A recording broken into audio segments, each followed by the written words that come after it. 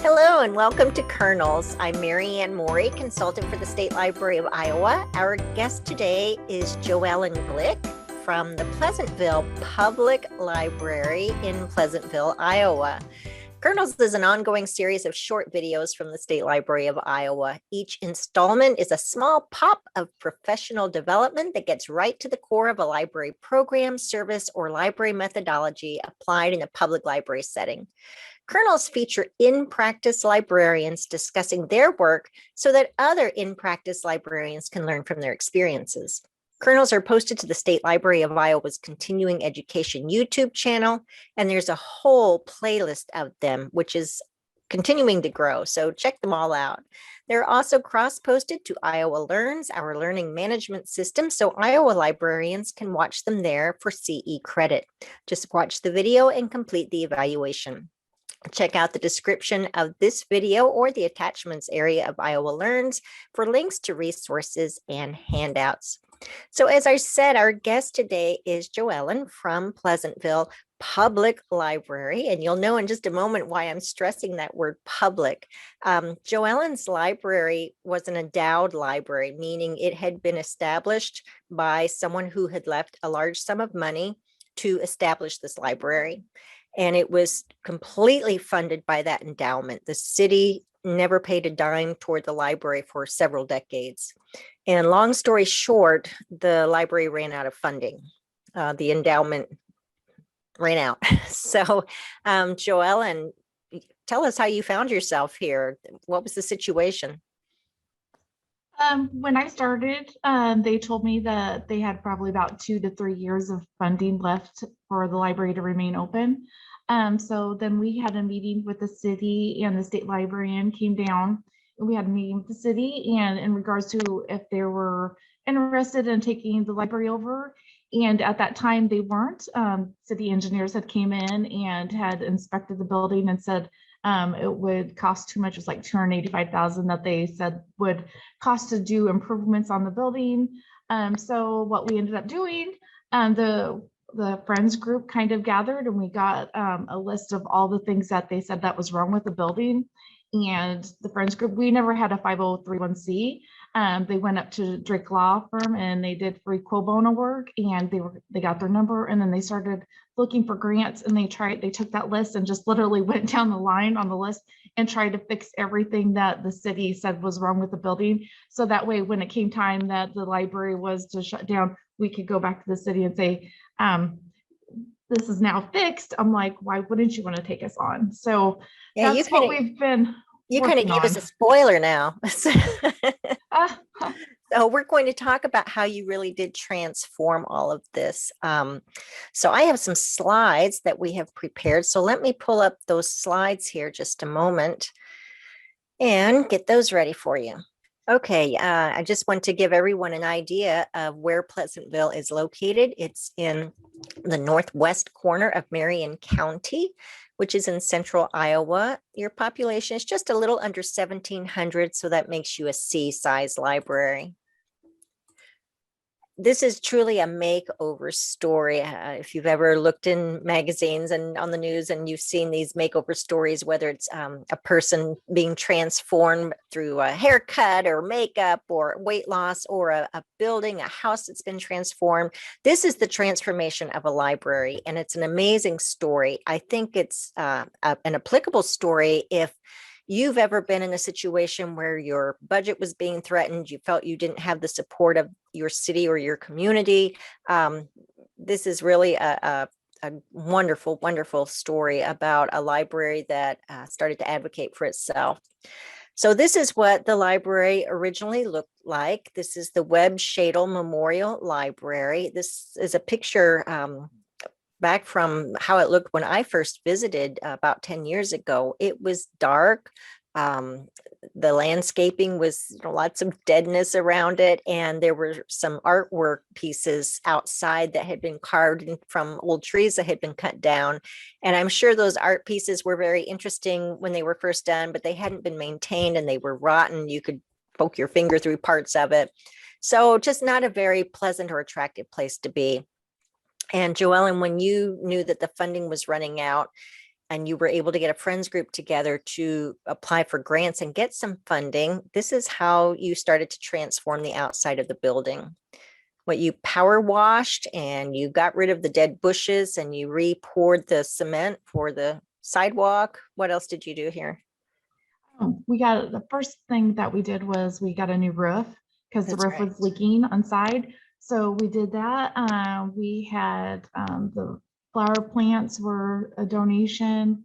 We did new cement in the front. We pulled out all those shrubberies. Just wanted to make it a clean slate look. We didn't even have any seating benches or anything. So we asked for donations for some benches and they became memorial benches. And just to make it clean and up to date. And more And so that people inviting. realize that we were trying to work hard on making an appearance for. Yeah, this was a noticeable change. You can see the comparison or the contrast here in the two photos. I don't think it's any coincidence that in the older photograph, the skies are very gray, and in the newer photograph, the skies are nice and blue. That really does reflect how the transformation occurred with this library. So you also started to work on the library's collection. I remember I came in to your library and you and I started pulling books that were old and tattered and outdated and irrelevant, and you really cleaned up your collection. Now, this is not a photo of your collection, but this is an example of what you did because you made sure all of your spine labels were the exact same height on every single book, so they're all nice and even. They look pretty. They do look pretty, yeah. So you cleaned up the Yes. collection and made it more relevant to people. And how did you promote the collection then? There was so many old books. That was one of our first things was to weed those out. The next was going to the children's area. The children's and the juniors and the young adults, all the books were entwined together. So I literally started pulling everything off the shelf and just divide them in a category. And then after that, putting them on shelf by author's last name. And it was just, I wanted people to be able, when they come into the library, to be able to at least find that book. Because that was such a major thing that I was wanting to do, organization. And so now we've got it. So there's a children's area. The books that are for children are in a children's spot. The junior books are in a juniors area where the children can get it. The nonfiction books are on a shelf that are nonfiction, and the young adults are in their own area too. That was such a major, it was a big transition to do, but it was overwhelming, but I'm very, it's beautiful now. Organization is, and the communities recognized it too. There's been people that have like, you know what, I'd come in and I'd ask for a book and they'd be like, oh, it's over in that one area.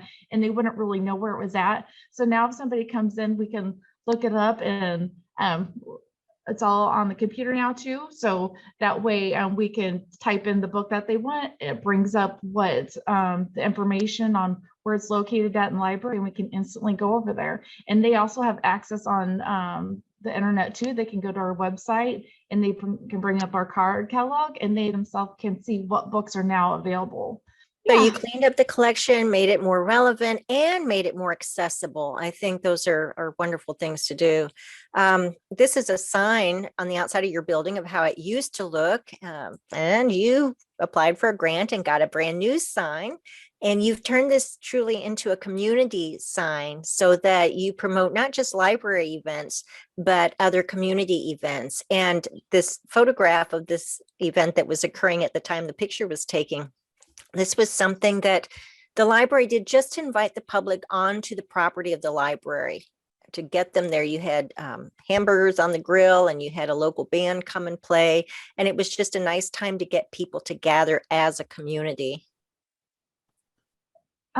Yes, it was a fundraiser event that we did that to bring, we just wanted the community to come in and just kind of take a look to see what the library has to offer now, because a lot of people haven't been in for such a long time, and it was able for them just to enjoy some music, some free food, and just mingle on the library lawn. Nice. So, yeah. And when I first visited your library, there was an old card catalog, not a particularly pretty styled card catalog, smack in the front as you walked into the library. And I remember telling one of your predecessors, That does not look very relevant in the 21st century. Maybe you ought to jazz this up a little bit, this entry area. And you took me up on that challenge, and there's your card catalog now. And you changed this area into a very inviting seating area with a little coffee clutch area. When COVID's not existing, you serve coffee here. So it just made it really inviting on the outside and the inside. Tell us about what you did with your meeting room. Oh, with our East Room, well, there had been flooding in the back East Room. So we pulled up all the old carpet. We had some volunteers, they retiled the side of the East Room outside to get the water to go away from the building.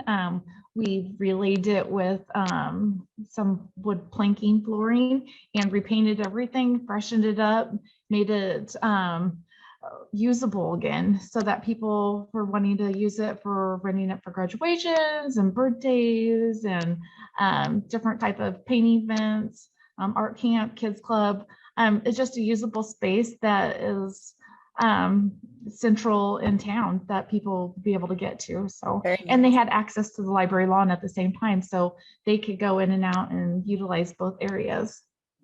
I asked you to send me some photographs of the library. And when you sent me this one, I wondered why, because it's obviously from what, maybe the late 60s, early 70s. And you also sent me this one, which looks more like it's late 90s, early 2000s. And the interesting thing is that there is no change. Same carpet, same shelves, no change. So this kind of reflects the fact that in the several years that the library operated as an endowed library. And I should have mentioned too that this endowed library meant that it was technically a private library that was open to the public. So it really was not a public library. It was a private library that was open to the public. So the interesting thing is that through all those years, no changes were made, no improvements were made until recently. You got some carpet, you got some paint. You already told us about how you transformed the children's area. And you've divided the collection wisely into younger children and the tweens area. And then to the right, there's a teen area. I just want to show this children's photo that shows how nice it looks. It's just so much more inviting than what it ever looked like. And I assume the kids are using this a lot. Yes, they do. It's kind of funny because I'll even see some of the older kids that are about 8 or 9 come over here and sit down, and they'll be getting their books out too. So yeah, it's pretty. And when with COVID and stuff, we had pulled all the furniture out and stuff, and the kids would still come in and just sit on the carpet and grab books. So yeah. And you were able to incorporate a teen area as well. It's nothing fancy, but it's a space for the teens. And I should mention that your building is not huge and it's an open floor plan. So you simply took what you had and did some rearranging and some improvements and made huge changes, impacts, positive ones. This is a photo of the fundraiser you recently did for new carpet. And I think it's just such a good idea. Tell us how this came about, what the original concept was. We were at a friend's meeting and we were just throwing the ideas about, it would be nice just to go buy a piece of carpet each time we go to Menards or whatever, and just add it together. And the one girl's like, oh, that's kind of like a coat of many colors. And then the one lady, she's like, oh, we could do show you care by a square. And it was like, so then that just kind of took off one idea. And then the other, the one friend's group, she's like, you know what, I could go in, and she totally came up with this whole floor plan, and it just took off from there. And it was just the community. It was so nice because that was about the time that our funds were totally dwindling, and all the community just came out and support and ended up buying squares. We started on October 17th, and we had all the donations to be able to purchase the carpet by December 31st.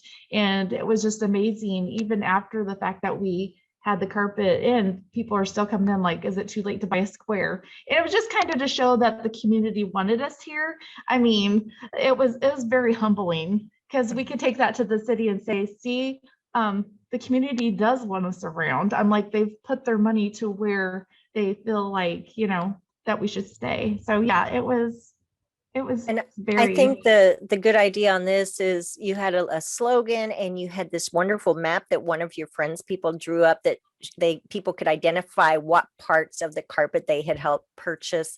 And it really was a community effort.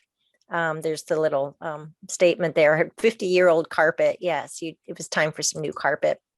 Um, when I visited your library when you first took over as director, I had asked you how much your magazines circulated, and the answer was not much. I said, why do you have this big display of magazines? Is there something better you could do with this? So again, you kind of took me up on the challenge, and you removed that big magazine display and made a smaller one. You can see there on the right. And you also recently got some funding to put in the new countertop for your computers. So lots of grant writing. Tell us a little bit about the grant writing. It seems like, oh, you just wrote a grant and got all the funding. Is that how it happened? oh, I wish, but no, we've been turned down by several grants that we've wrote for, which was kind of discerning. And I think it's just you just gotta keep writing. I'm like, we're blessed that our friends group are the ones that come to the meeting most often. They literally take turns. Like one of them, there's a grant that they're writing for right now for heating and air conditioning. And the one's like, I don't have time. I really don't have time to write. And Vicky's like, oh, she's like, I'll do it this time. She's like, I can, and so it's just they love to see the finished project too, because whenever like with the carpet, oh my goodness, they were coming in here oohing and on, and it's like a team effort. It's a little piece of them into the library. So yeah. You also worked more on the outside of the building. This is the back side. You eliminated all of the old concrete and you put in a handicap accessible doorway. So that took care of another one of the problems that had previously been identified with the building. And you also, in the process, installed a community garden. This, I think, was a partnership, correct? Yes, one of the about 4 years ago, a senior high school student called us and was wanting to do a community garden, so she kind of started, and from then on, it just kind of took off from there. Another lady from the community, after she graduated, took it on, and it's been very beneficial to the community, especially when COVID hit and everything was shut down. It was something that they still had an opportunity to go and do. And a lot of the food that is left over goes to the food pantry too. So it's a win-win for the community. So Very nice. You said that some architects or engineers had come into the building when you realized the funding was running out, and you had asked the city to take it over. And this was a few years back. These engineers came in and identified all of the issues that were problematic with the building, and definitely the restrooms. That was something identified. And basically, your friends group just started going down the list, and the restrooms have been one of the last remodels efforts that have occurred. You can see the photo on the left is kind of disgusting. And you ripped out everything and took both of the restrooms. You had two of them and turned them both into handicap accessible facilities, family style restrooms, new fixtures. Very, very nice, big improvement. And you've mentioned several times your friends group. This is a photo that unfortunately got a little blurry when we blew it up for these slides. But did these people just come to you, or did you start to recruit them to develop a friends group? How did that happen? Several of them had been there before. They kind of walked away when a previous director was here, but they came back when they seen that there was a new surge of excitement to do some good into the library. And even like Eric, his children had come to story time all the time. So that's how at story time we had talked about, we don't know if we're going to be here much longer because of the funding. And so his interest peaked because he goes, my children, benefit so much from this that he was wanting to help. So that's just kind of how each one of them, yeah, it's Nice. we've got a big connection and we're so supportive of each other. And we just love this library and we just want to see it be able to resume for generations to come. And I think that's one of the most inspiring things that just accomplished, to know that it's going to remain here and open. So the end of the story is that, yes, it is going to remain open because, as you said earlier, your funds were out. You had just a short time to live. The city wasn't interested in taking it over. And when your people started to work on this and made the effort to show that they were interested in retaining this, and the community got behind you, the city now has agreed to take it over. The city adopted a library ordinance. So you are now no longer the Webb Shadle Memorial Library. You are now the Webb Shadle Public Library. So you are truly a public library. And in thinking about what all you did to support this library, I came up with these 7 C's. I like alliteration, and it just all happened to work out this way. So I know that one of the first things you started to do was to work on the collection. You did a major weeding job. You repaired books, you relabeled, you reorganized, cataloged the materials, and I think that was a big benefit. You also started cleaning. The library had a lot of clutter. It just wasn't a very attractive place to be. So you started to clean the inside and the out. You painted and you made the place look as nice as possible, even before you started to get the improvement grants. You also made the library relevant. You made it current. You eliminated old titles. You ditched or repurposed old furnishings, and you revamped and repaired the whole place. This was a concerted effort. You did the grant writing, you got people behind you, and you proved that you were willing to roll up your sleeves and do some of the work yourselves. You didn't just wait for someone else to take that proverbial bull by the horns. And I think that was probably a really impressive thing that probably led to the city saying, hey, this is good. The community does want to be here. And number 5, community, that's a huge part of it. You invited them, you included them, and you showed them that you are a part of the community. And from that, then connections started to develop with other civic groups, your friends group development, and then the talks with the city. And now you're in this last stage of cooperation, of learning how to work cooperatively with the city, and turning this into truly a public library that belongs to the citizens. So I'm going to leave this up for a little bit as we conclude here, in case somebody wants to jot this down. But you were telling me earlier, before we started recording, that the band teacher recently contacted you. Tell us about that. So on May 11th, the high school band is going to have a concert on the library lawn. And they just came and contacted us in regards to it. And they're excited because the high school is literally across the road from us. And they had been doing it down at the park, but it's such a long distance for them to take their equipment down to. And so they're excited to be able to use our library lawn, because even carrying chairs across the street isn't as much of a hassle as it had been in the past. And so hopefully the weather is perfect for it, but I'm excited. And even the students, they've been coming over and practicing outside, and it's just exciting to see them use the facilities. So, And yeah. This is not the first partnership. I know you had some area groups, civic organizations that conducted their own fundraisers on behalf of the library. I think one organization did a 5K run, and they donated the proceeds to the library. What other groups? The FFA, I think you said? Yep, the FFA does an annual auction, and they auctioned off a ham. And so the proceeds to that went to 2 different nonprofits in town, and we were one of those.